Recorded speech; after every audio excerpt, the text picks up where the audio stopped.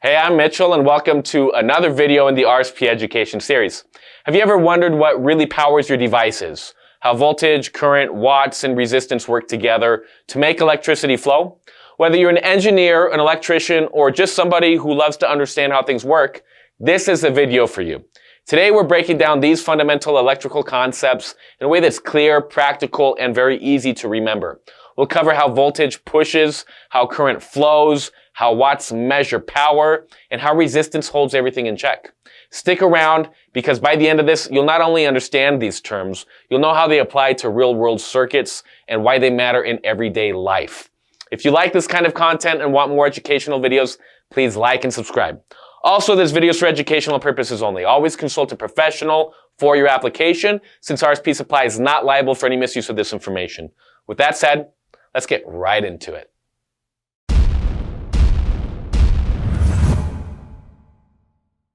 Let's start with voltage. Voltage is actually electric potential difference. It's the measure of the potential energy difference per unit charge between 2 points in an electric field. It's the push or force that drives the electric charges through a conductor.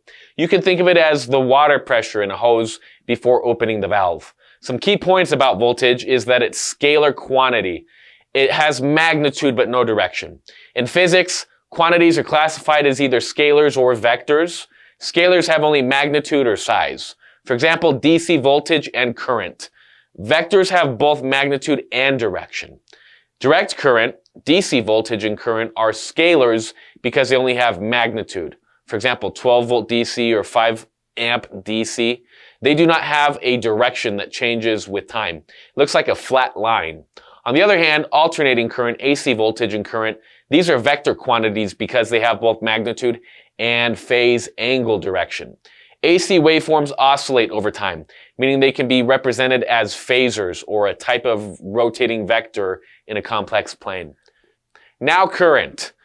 Current is the rate of flow of electric charge through a conductor.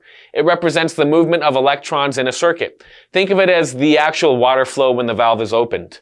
Its units that it's measured in are amperes, or abbreviated as A, where 1 ampere or 1 amp equals 1 coulomb of charge passing a point per second. Some key points about current is that it is a vector quantity. It has both magnitude and direction. Current does require a closed loop circuit to flow though.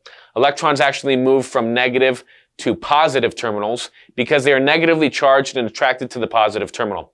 Early scientists assumed current flowed from positive to negative before electrons were discovered.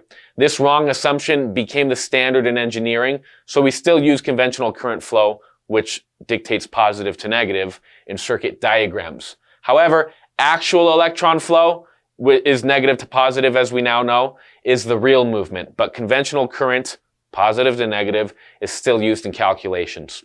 Let's talk watts. Watt's law, or the formula to determine watts, is voltage times current equals watts.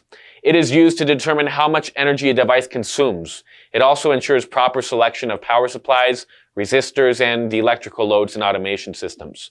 If voltage increases while current remains the same, power increases. If current increases while voltage remains the same, power increases. If either voltage or current decreases, power decreases. Now let's talk resistance. Resistance is the opposition to the flow of electron current in a material, and it's caused by collisions between charge carriers or electrons and the atoms in the material or the wire. Think of it as a restriction in the hose, kind of like a kink, and it limits water flow. Resistance's unit of measurement is in ohms, and the formula for resistance is defined by Ohm's law, which states that current times resistance equals voltage. So if you increase the voltage or pressure, more current flows. But if resistance increases a narrower cross-sectional area like wire conductor, less current flows. Some key points on resistance. Resistance depends on the material's properties, its resistivity, its length, and its cross-sectional area. We're talking wires typically. Resistance is a scalar quantity because it only has magnitude and no direction. Now that we've broken down the basics of voltage, current, watts, and resistance, you should have a solid understanding of how these fundamental electrical concepts work together. Whether it's voltage pushing, current flowing, watts measuring power, or resistance keeping things in check, These principles are at the core of every electrical system. But we're just getting started. In the next video, we're going to dive deeper into how these concepts interact using Ohm's law, the key to understanding the relationship between voltage, current, and resistance. We'll also explore real-world applications in industrial automation, from sensors and actuators to power distribution and energy efficiency. For hundreds of thousands of other industrial automation products, please go to our website. That is rspsupply.com, the internet's top source for industrial hardware.